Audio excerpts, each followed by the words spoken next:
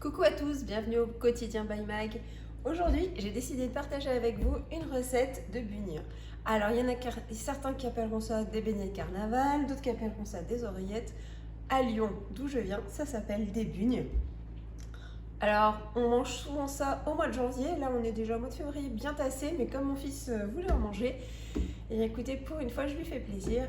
Je vais préparer tous les ingrédients. En attendant, je vous mets le générique et vous n'avez plus qu'à vous abonner ici, là et aussi à liker. Allez, je vous dis à tout de suite.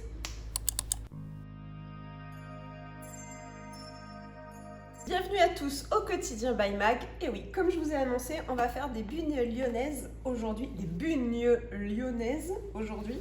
Et pour commencer, chose que je ne fais pas tout le temps, mais là j'y pense, je mets mon tablier.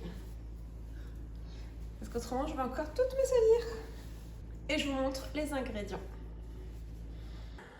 Alors maintenant que j'ai mis mon tablier, on va voir un petit peu les ingrédients. Alors pour faire des bugnes lyonnaises, il ne faut pas 50 ingrédients. Donc moi je pars sur 1 kg de farine, donc de la farine toute simple. J'ai 80 g de beurre, un peu ramolli, 150 g de sucre. Et il va me falloir, là j'en ai un peu plus, mais il va me falloir 8 œufs. Le beurre, il faut normalement une pincée de sel, mais je n'avais que du beurre demi-sel, donc je ne rajoute pas de sel. Et si vous aimez, vous pouvez mettre de l'eau de rose aussi, 2 ou 3 cuillères à soupe, ou de l'eau de fleur d'oranger. Moi perso, je n'aime pas, donc je n'en mets pas dans la recette. Et bien écoutez, il n'y a plus qu'à travailler la pâte et c'est parti. Alors, la première partie de la recette, elle est vraiment très simple. Moi j'ai pris le robot, mais vous pouvez faire à la main. Et on va mettre tous les ingrédients.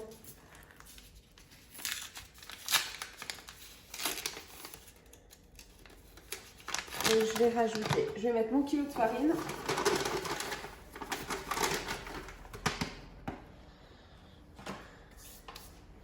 Je vais mettre le sucre. Oups.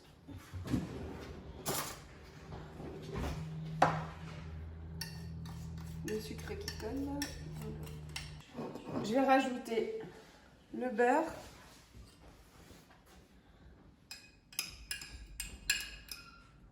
Je rajoute les œufs. Alors je les ai bien cassés, les 8 œufs. Je ne sais pas si vous voyez bien. Hop, parce que j'ai peur que ça tombe. Donc il y a 8 œufs et je les mets à l'intérieur. Moi je rajoute mon pétrin.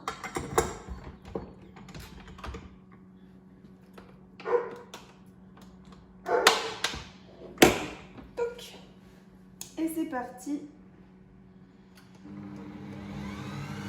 On va commencer tout doucement. Vitesse 1. Je vous montre à la fin.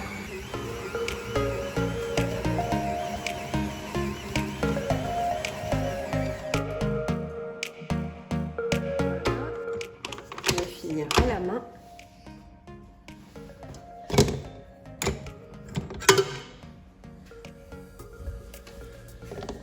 Je monte la pâte une fois qu'elle a été pétrie.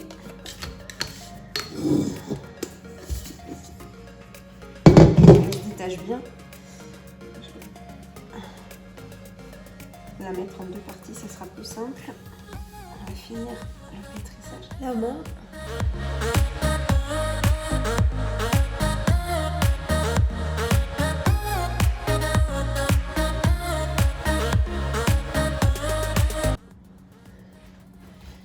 Donc voilà, je fais une grosse boule et je vais la mettre je vais faire 2 boules.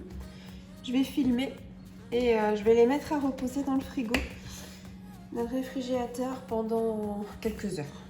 Et on va se retrouver après la pause pour étaler la pâte, faire les petits losanges et cuire ces petites bugnes. N'hésitez pas à mettre les 2-3 cuillères d'eau de rose ou de fleur d'oranger ou même d'arôme vanille si vraiment vous voulez, ou un peu d'eau si vous les avez. Parce que vous voyez, la pâte est quand même bien sèche. Donc elle est un peu friable là. Moi j'ai rajouté 2-3 petites pincées d'eau pour la rendre pour mieux la travailler. Voilà, donc je finis celle-là, je vais tout mettre au frigo et on se retrouve dans quelques heures pour la cuisson. Avant de mettre mes pâtes dans le réfrigérateur, je les filme au contact avec du film étirable afin qu'elles ne sèchent pas au froid. Et elles vont rester dans le frigo pendant quelques heures. Vous pouvez aussi les laisser toute la nuit et ne faire vos bugnes dans la friture que le lendemain, il n'y aura aucun problème. On se retrouve un peu plus tard et on va s'occuper de nos bugnes. Alors, je vais prendre un gros rouleau à pâtisserie. J'ai sorti une de mes pâtes du réfrigérateur. J'ai pris un peu de farine qui est là pour pouvoir fariner mon plan de travail. Je vais mettre de l'huile à friture dans une grosse sauteuse et je vais rajoute des zestes de citron dans mon huile. C'est pour éviter que ça sente trop mauvais. La friture, ça va limiter les odeurs. Ça ne les fait pas complètement disparaître. Mais bon. Alors voilà. Je mets un peu de farine. Un peu de partout.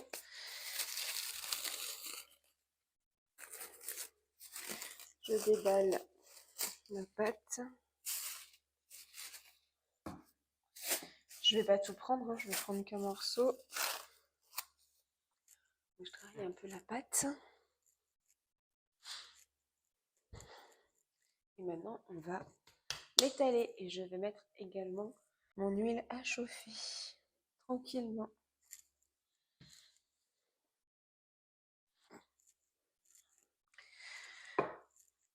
Pour avoir des bugnes qui sont bien craquantes, et bien écoutez, je pense qu'il faut juste déjà étaler la pâte le plus finement possible. Donc j'étale vraiment bien la pâte des bugnes. Alors j'adore les bugnes qui sont bien croustillantes, bien craquantes. Donc c'est pour ça que j'ai pris cette recette. Déjà il n'y a pas de levure, donc elles ne vont pas gonfler énormément. Et plus la pâte va être fine, plus vos bugnes vont cuire rapidement et plus elles seront croustillantes, donc comme je les aime. On va faire des bandes.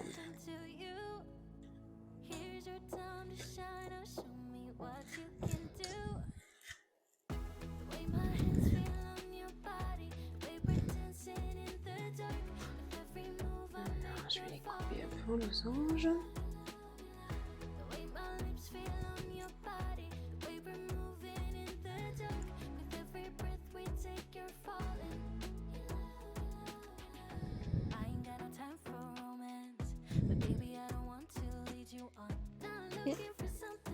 Et j'entaille le centre.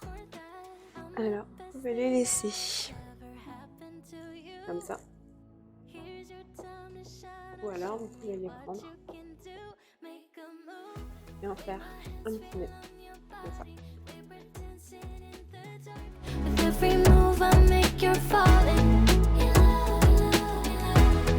Allez, vous voyez, là, ça y est, c'est parti.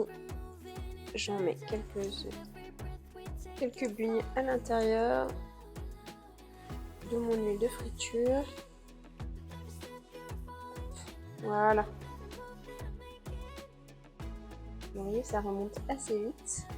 Plus elles vont être fines, plus elles vont cuire rapidement. Hein. Et voilà, on va les mettre dans un plat avec du papier absorbant.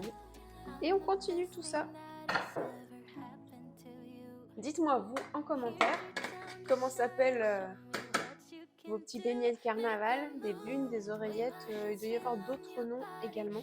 Et éventuellement, donnez-moi la recette, parce que moi, je suis toujours preneuse d'une nouvelle recette. Alors, je vous remontre, mais cette fois-ci en accéléré un petit peu la cuisson des bugnes. Donc, vous voyez, ça va vraiment très vite une fois que la température de l'huile est arrivée assez haute. Donc, vous mettez les bugnes, dès qu'elles remontent et qu'elles ont un petit peu doré, vous les retournez. Et vite, elles vont dorer du deuxième côté et vous les enlevez, vous les mettez sur un papier absorbant pour les réserver avant qu'elles refroidissent et que vous puissiez les mettre dans un saladier avec du sucre glace pour qu'elles soient encore plus gourmandes.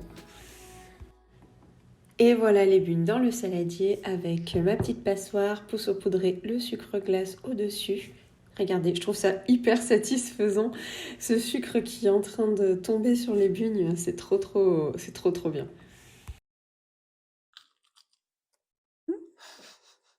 Un peu tomber à l'intérieur. Ah bah, elles sont bien croustillantes, il n'y a plus qu'à continuer. Allez, au travail. Et voilà le résultat. 1, 2, 3, 4, 5 boîtes. Alors, ces 3-là, ce sont des boîtes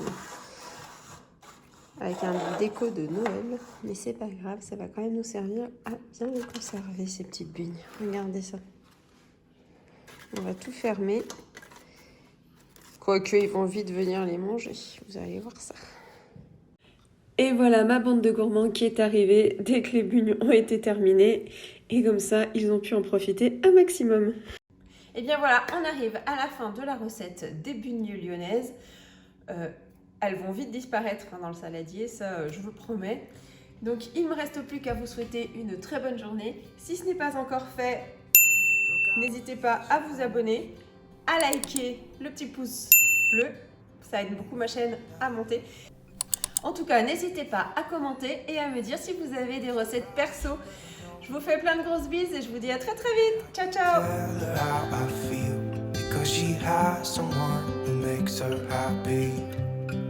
I'm a ghost in these walls, or at least I try to be.